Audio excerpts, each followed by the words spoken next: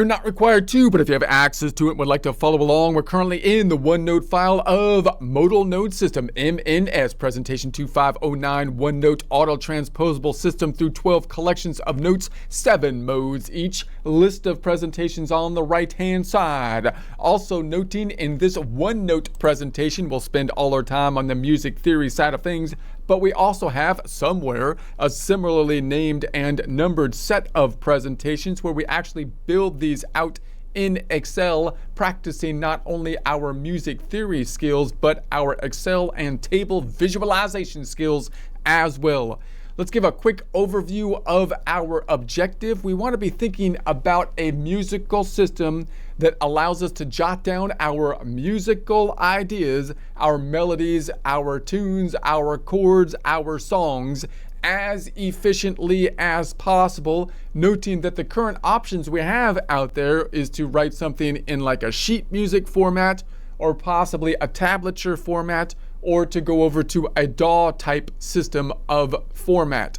But none of those are as efficient as they could be. So even if you're writing by hand, want to give some ideas on how you might do that more efficiently. And in the future, I believe that the DAW systems and the MIDI data input systems will take on some of these more efficiencies, allowing us a much larger range of tinkering with our musical ideas in a way that's musically efficient. So generally, if we have our sheet music, you might write it down something like this. We'll come back to this in a second, or compare that to a DAW type situation where we're basically stacking chords like this. So we have everything stacked on top of each other. This is also similar to what you would see in a sheet music type of situation where you have the staff and we're basically stacking chords on top of each other. Now note that if you have an orchestra, then that sheet music situation kind of would make more sense because you might be building chords with multiple instruments, stacking chords on top of each other. But oftentimes, we're stacking our own musical ideas, adding music together in the modern system using software oftentimes. So it would be nice if we had the capacity to write actual chords instead of stacking. It'll be a lot less cluttered if we were able to do that. So we also have tablature type of music, which basically is a way for us to give us a shorthand when we're writing down songs, but the tablature also doesn't give us as much, it's not as, give us as much information as say the sheet music would. And then of course we have a DAW system, which is gonna have this stacked kind of system. What I'd like to be able to see is say, hey, whether I do it in a DAW system or I'm writing it down by hand, first I'd like to compress everything down so that I can have one row representing, say, one octave of information. That way I can write something that looks like this, which is a lot more similar to a tablature situation you might see than you might see in sheet music or a DAW. It's going to be a lot easier to follow, particularly if your song mainly consists of chords that are going to be in the same key.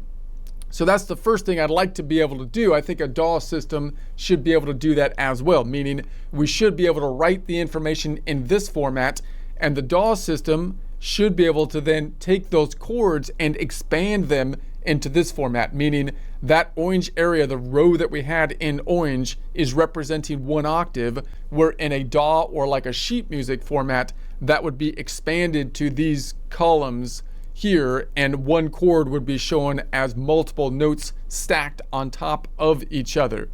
So this would be a lot more efficient to be able to see in one row. Now you might be saying, well, if I have one row, what are we going to label that to be? You know, you might call it middle C on the piano, for example.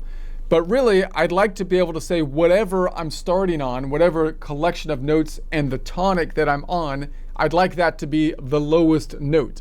I think that would be the most efficient way to basically write our music. In other words, if I'm playing in the key collection of notes around the key of C and I'm playing a C major, then the C is going to be the lowest note. So I would like that to be the lowest note in this column, and then we're going to go up 12 available notes up from there that are represented in the same row, and that would be fine. If I then went to a D major, then I would like the lowest note here to be the D, and then all the other notes are going to be 12 notes up from that point.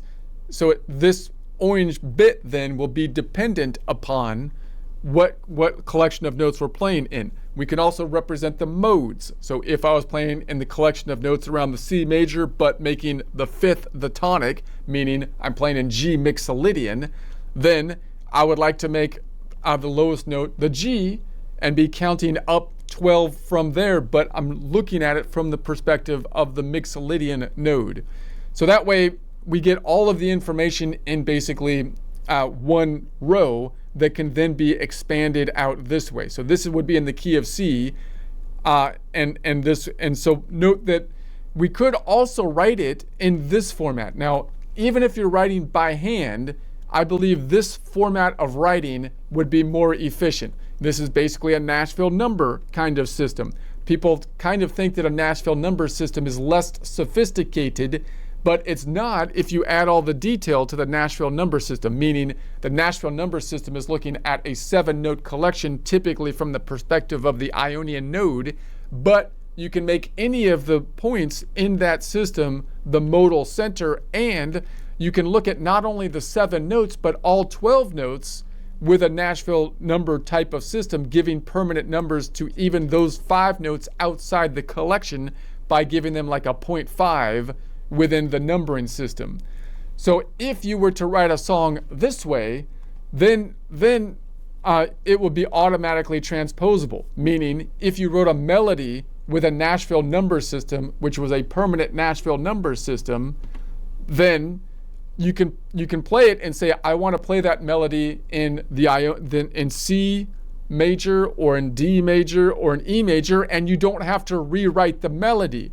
You just write it in relative terms, and then the collection of notes is automatically shiftable and transferable to all 12 collections of 7 notes. That would be much more efficient. Chords too can be written that way, meaning if I say it's a triad chord, the triad major chord could be, you could just name the node that you're on. It's a 3-note Ionian chord, or it's a 3-note Dorian chord, or it's a 3-note whatever, 6-note Lydian chord. That will give you the information without tying you into a note, but it'll tell you the chord by node, making it once again automatically transferable. So this way of writing is actually more efficient because, again, it allows you to transpose everything automatically while still giving you all 12 notes, all the flexibility, and giving you the ability to put chords into one column instead of having the stacking situation.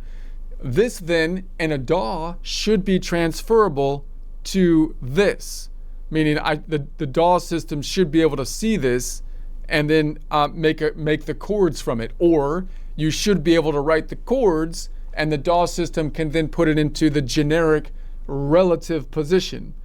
Why would the DAW want to do that? Because in a DAW system, that's what allows you to automatically transpose it. So if I wrote the song in C major, the DAW would, and I did it in this format, the DAW could convert it to this format, and then it could basically transpose it to all 12 collections. Same with any other mode. If I wrote it in Dorian, then it can basically pick all of the Dorian components as well. So that would be a much more efficient system. Now note that to do that, you actually have to say to the system like what the perspective of the song is. There's 2 dials that we're working with. One is going to be the collection of notes that we're going to be working on, and the other is the modal point or the tonic. So in other words, I have to tell the system I'm in the collection of notes around the C major or whatever the collection of notes is, and I have to give it the tonic, meaning which of the modal point perspectives am I looking at. And then from that, those 2 dials can then be turned automatically, meaning I can then shift everything up through the 12 collections of notes. Or I can rotate the dial for the modal perspective, changing it from the Ionian perspective, for example, and changing it up a note, a nod, everything shifting to the Dorian perspective, the Phrygian perspective, and so on and so forth. So that would be a useful thing to do. Now remember, now also note that you might say, well, look, the whole song might not be in one collection of notes, or it might be in one collection of notes, but using different modal perspectives, meaning I'm visualizing the tonic changing as we play through the song. That should be okay, right? Because then I can then select part of the song, say from here to here, maybe I'm visualizing the Ionian to be the tonic. And maybe from here to here, I've changed the tonic in my mind. I'm now thinking of it as a Dorian as the tonic, but the same collection of notes. And maybe from here to here, maybe I'm thinking about a different collection of notes. I should be able to assign, basically mark that out in my sheet music and say, look, this part of the song, I'm visualizing from this modal perspective. This part of the song, I'm visualizing from this modal perspective. Why would that be useful? Because then you can write a very complex song. You can shift the entire song through all 12 collections of notes, rotating each of them, or you can switch the entire song, rotating to all the relative modal positions, changing the dial, or you can rotate the part of the song that you want, the part that you wrote in Dorian. Maybe you want to shift that forward and see what it would look like if you shifted it up to Phrygian and snapped it into place there or in a different collection of notes. So the ways that you can then use like a Rubik's Cube to mix and match and tinker with your music is going to be a lot better in a format that's actually musically coherent. Whereas if you just have 12 collections of notes and you're moving the whole thing around in a DAW system like this, it's just too much information to move around a very long piece of work around in a systematic way that's going to be musical, right? If I assign everything a relative position, then I can do that, basically. So notice I can also rotate it. The other way we rotate it is modally, right?